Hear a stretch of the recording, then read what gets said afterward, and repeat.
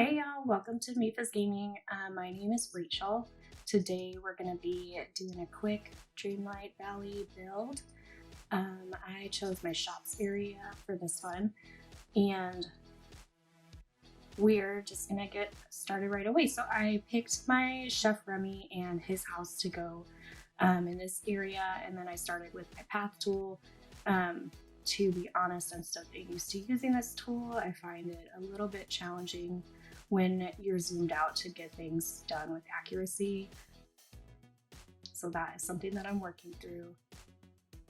And I did learn while I was doing this build that you can put the pathways underneath the buildings, which is a nice feature. I went ahead and added Mr. Scrooge's shop to this build too, just to make a little nice downtown area.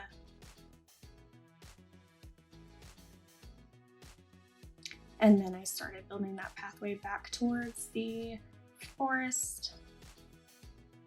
As you can see, I have kind of a modge podge of items here. I'm still pretty new to the game, and I have found that it's really hard to build up your inventory.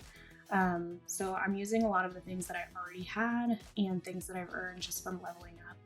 I decided next to Chef Remy to go ahead and add a little garden area. I'm thinking of digging up some soil areas and doing some gardening over there for items that I need for Chez Remy.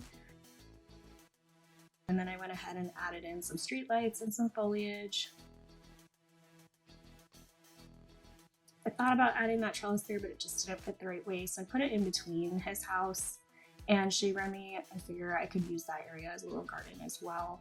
And then some crates and a fountain for decoration.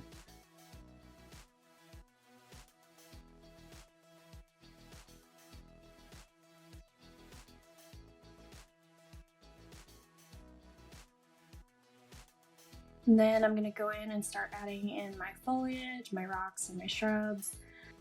With this one, I did want some trees and some nice foliage to go in the area and kind of interlap with the rest of the entryway from the castle.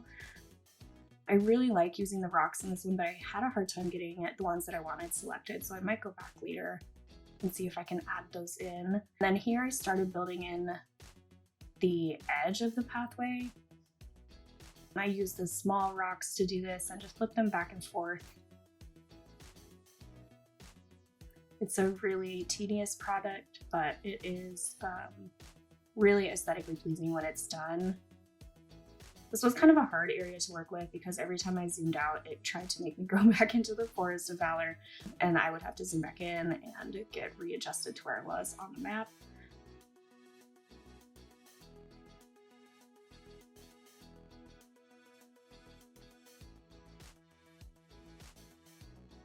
And then working around on the other side of the buildings here, adding in that same pathway.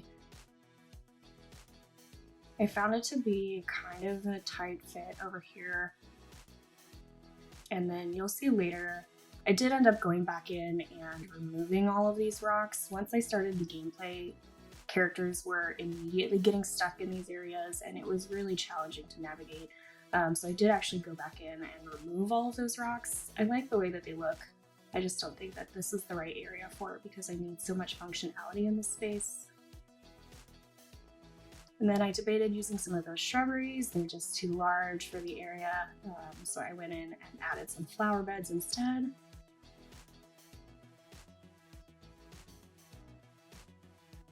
A sign for the forest. And then we are done. I'm gonna go ahead and slow it back down and do a little walkthrough for you guys. So you'll see almost instantly that the rockway is just a little bit too challenging to navigate. And that is our quick little build for the day. If you like this content, go ahead and subscribe, and we will see you next time.